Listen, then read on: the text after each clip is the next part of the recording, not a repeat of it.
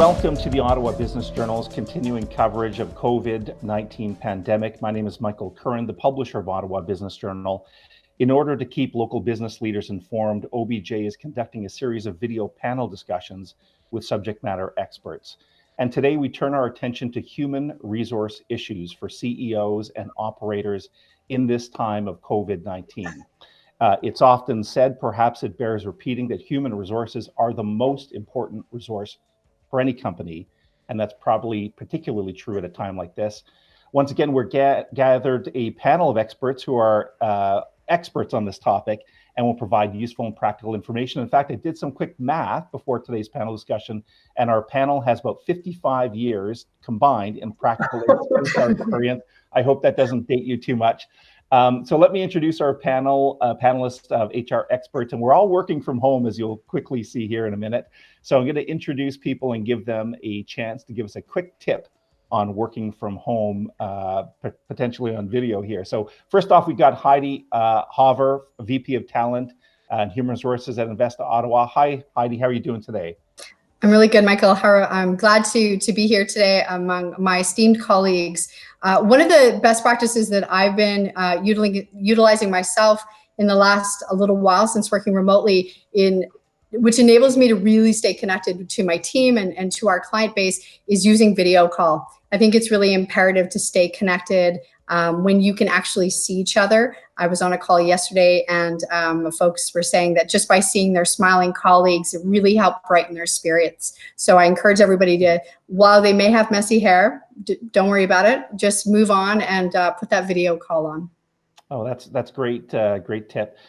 Next off on the panel, we have Neil Crawford, who's Strategic HR Consulting at Stratford Managers. Welcome to the panel, Neil. Hi there, great to be here. So my tip today would be schedule your meetings on the quarter hour or the 3/4 hour. This is something actually I've probably done for 20 or 25 years, because oftentimes meetings get scheduled in the hour or the half hour and they just run one into the other, and people will have all day in back-to-back meetings. This way you get a chance for a break, a comfort break, or grab a drink or whatever you need, walk around. So that's good. That's a good tip. And as I was sharing with you just before the call, Neil, that I went back to back almost all day yesterday on video chats, and wow, I was tired when supper time came around. So last but certainly not least on the panel, we have Christy Clark, Senior Human Resources Leader and Generalist at IHR Advisory Services. Hello, Christy. Hello, pleasure to be here. And I think my tip for the day is about communication as well, to piggyback on Heidi's comments. That communication is imperative here. Video chat is a great resource to achieve that. Keeping engaged, keeping that open channel really helps with the motivational side for both clients and employees. That's good. Heidi, I'd like to come back to you to kick things off in earnest here. And it's just a really wide open question. If there are people watching this video, they're business owners, they're business operators, managers, or HR professionals, what should they be thinking about in this time of a global pandemic? It's really interesting, right? I think you prepare for these things in theory. When they actually happen and you're having to, in almost real time, I'm sure we will all nod when we think, when we think we've got it figured out, within a course of a couple of hours, we're having to stay quite agile and flexible to make adjustments in our planning. And I would say for all leaders out there, lead by example.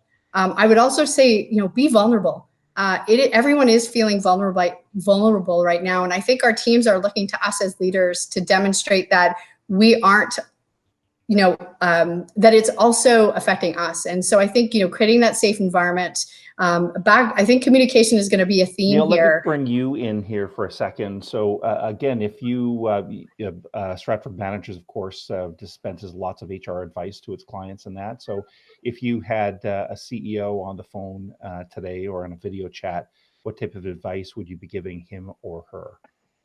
Yeah, I mean, I think some of the things, and certainly would agree with everything that Heidi said in terms of a broad base, but I think there's some really practical things that we really need to think about. For example, we have organizations that we're working with right now who've really not had any commitment to working at home or working remotely. They've had most people coming to the office all day, every day. So this is an enormous change, particularly for people managers, because sometimes those organizations haven't, because they don't necessarily have the trust and the willingness to delegate authority and responsibility to employees or frontline managers. So I think they really need to think about, how am I going to change my behavior? If we've been an organization that has always had people in front of us and they come in at 8 and leave at 4 o'clock, it's a very, very different mindset that they need to bring to that. So I think you really need to think about that readiness of managers and employees for this.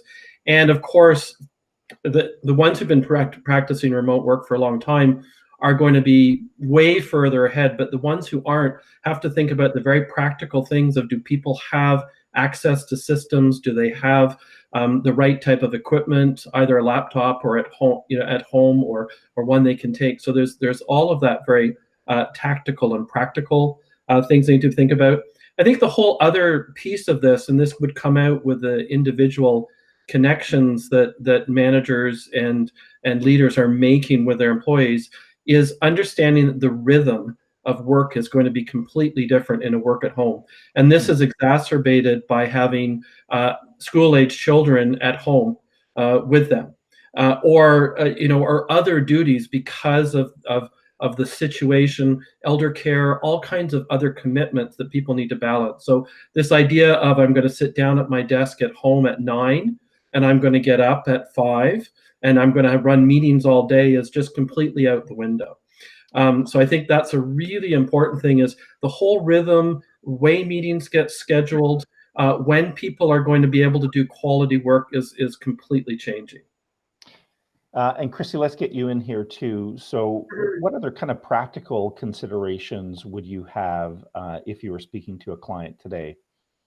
I very much agree with everything that Heidi and Neil just covered.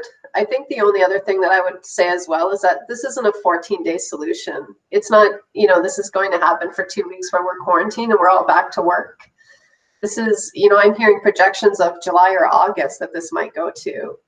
I certainly hope that's not true, but it's probably real by the time this is all phased out. So what does that look like for your organization? What does it look like for your employees? What does it look like going forward? What's the economical impacts? Planning that farther scale ahead, I think, is something that we really need to be looking at, not just tomorrow. Yeah, that's a good point, Christy. And just in terms of timelines, we heard the Prime Minister speak and the Finance Minister speak. And if you were listening to some of those programs that they're rolling out, they were, using like 16 weeks and ideas like that. So none of us know, of course, and it is somewhat idle speculation. But Heidi, let's go back to you and maybe continue a little bit on that theme. So it almost seems to be like, we're going through the first week of this, and all of you kind of talked about working from home and communications and technologies and right tools and that type of stuff. As this goes on, we kind of move into a different phase. And I don't want to be pessimistic about it, but maybe it's even a phase where maybe more bad news is coming. Yesterday's panel, we talked about temporary layoffs and that. So let's focus a little bit on that. So people are adjusting, but we should be preparing, and maybe from an HR perspective, that there might be news to share that isn't particularly great. What advice would you give to CEOs or operators on that point? I think there is a lot of unanswered questions for a lot of folks. I mean, I certainly think that a lot of folks are wondering about job security right now. And we work with companies in the knowledge-based economy. And who would have thought just even a handful of months ago that we would be talking about job security in the high-tech sector when we when we were rolling out talent programs to help address the crunch for talent in our city. I think that, I'm encouraging. I am a glass half full kind of person. So it's hard for me to go negative here, because I think a lot of our roles as HR leaders is to lead by example and to be as positive as possible, and to help steer some of our CEOs who may be struggling, right, about the future, and try to, give them that sort of extra support to kind of stay positive. But I will answer the question. I think that, we need to try to remain as keep our business going as naturally as possible. So even though like we haven't been canceling anything in our business, we've been just moving to a virtual model. We haven't, when some things are a little bit more complicated to just jump on a Teams meeting, we're getting innovative, we're getting creative, we're trying to, there's a lot of seriousness out there, and we're trying to implement a little bit of fun as well. We're not trying to take away from what's happening in the world, but I think we're hearing from our employees that they need to get away from the news. They need to get away from reading everything that's happening in real time, and that's a positive for living in the world we're in. We can get that feedback almost in real time, but it is heightening folks their worry and their anxiety. So I think that, we don't know what the future holds, and I think it is okay as leaders, and I do believe that's when we create the best rapport with our folks and create true credibility with people when we're honest. And I think somebody reached out to me today and asked, there is uncertainty. I'm not sure if I'm going to be able to keep everyone on my staff here for the next 6 to 9 weeks or potentially a couple months, like Christy said.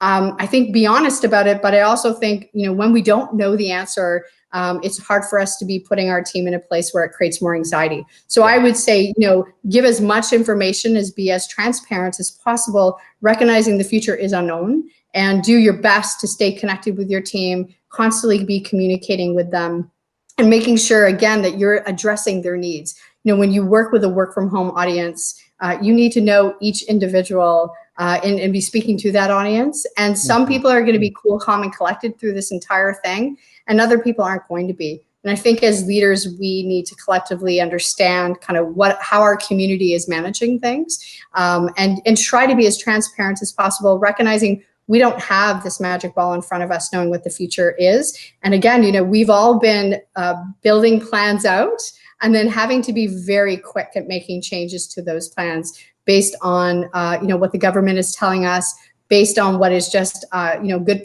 best practice to keep our teams as healthy as possible. Neil, so let's bring you in again on this. So a bit of a natural segue there to a little bit of the mental health potentially of our teams. So I like Heidi's message. She used words like transparency, be human, be vulnerable. Yes, and I'm not sure if you've just lost the connection here. I've lost your voice. Are you there? Okay. Yeah. Sorry, I was just saying how should CEOs and business operators be tuned into the mental health of their employees right now? Well, and I think just to latch on to some of the things Heidi said, I think that building relationships is a really critical piece right now, right? With all of your stakeholders, with employees, with union leaders, with managers, with your customers too, because the customers and clients are a big part of this, because we're all here to serve those various stakeholders that we need to deliver services and products to. When we talk about mental health, we can't overemphasize the need to communicate, but I think there's some specific things that we could be thinking about. Certainly managers need to check in and teams need to check in together. And there was an earlier comment from Heidi about using video. Video is very important. I think you can see body language. You can get a bit of an understanding when you're seeing people, which ones are doing okay and which ones aren't doing okay. I think another thing to consider is perhaps a peer-based buddy system. So connecting up people, groups of 2 or 3 people together, making sure they're connecting every single day and have a chance, not in a manager subordinate relationship, but in a peer relationship. I think we can remind our employees about employee and family assistance programs and the resources that are already in place there at a phone call or a web browser. And we can also look at other public resources. We can direct people to other public resources. We have a relationship with an organization called Blue Ocean Brain, and we can share some resources around resilience, around managing stress and anxiety, those sorts of things. Encouraging regular breaks and exercises, and encouraging people to stay very connected to their existing networks, their colleagues in other organizations, their friends, their family, their mentors and coaches if they are in a coaching or a mentorship relationship. And then I think another thing to be thinking about as this may go on, is job sharing as a way to help people better balance all of the conflicting demands are going to weigh on them as this goes out over a longer period of time. So those I could talk about more, but those are a few things, and maybe pass the mantle on. Yes. And Christy, we're going to start wrapping things up a bit here, but I wanted to give you a chance to weigh in. If you were to add anything on the mental health, or maybe even look forward a little bit down the line about what sort of dare I say, permanent changes we might see to the HR practices or landscapes. Do you have any? It's hard to make predictions at times like this, but any thoughts into what the future might hold? Definitely not per se thoughts on the future, but like I know, especially given right now, we've certainly changed policy, written policy, changed our landscape on how we're looking at it. We've taken a much broader lens with it, so it's not COVID-19 specific. It's more public health preparedness.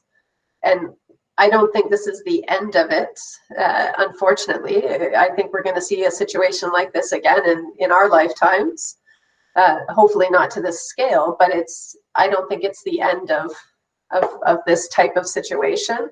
And I think it's going to give people a much more fluid understanding and appreciation of policy, and that it has to have that maneuverability to accommodate these types of situations. Yeah, it's a good point. There could potentially, I'm not trying to be Pollyannish about this, but could be a silver lining to some of this in terms of building, more resiliency in our businesses. We talk about risk management. Well, man, this is going to redefine risk management. So anyway, that's all the time we have. So I want to thank our panelists. Once again, we had Heidi Hover, the VP of Talent and Resources at Invest Ottawa, Neil Crawford, Strategic HR Consulting from Stratford Managers, and Christy Clark, Senior Human Resources Leader and Generalist at IHR Advisory Services. Thanks everyone for being there. Be well, by the way. I guess that's a nice greeting for these days. And of course, to our audience, please stay tuned to obj.ca for more continuing coverage on COVID-19 and how business leaders can react. Tomorrow's video, by the way, will be focus on contract law. So a lot of business owners are thinking about the strength of their contracts with all sorts of suppliers and customers. So thank you once again. And again, be safe, be well out there, and we'll see you soon. Cheers.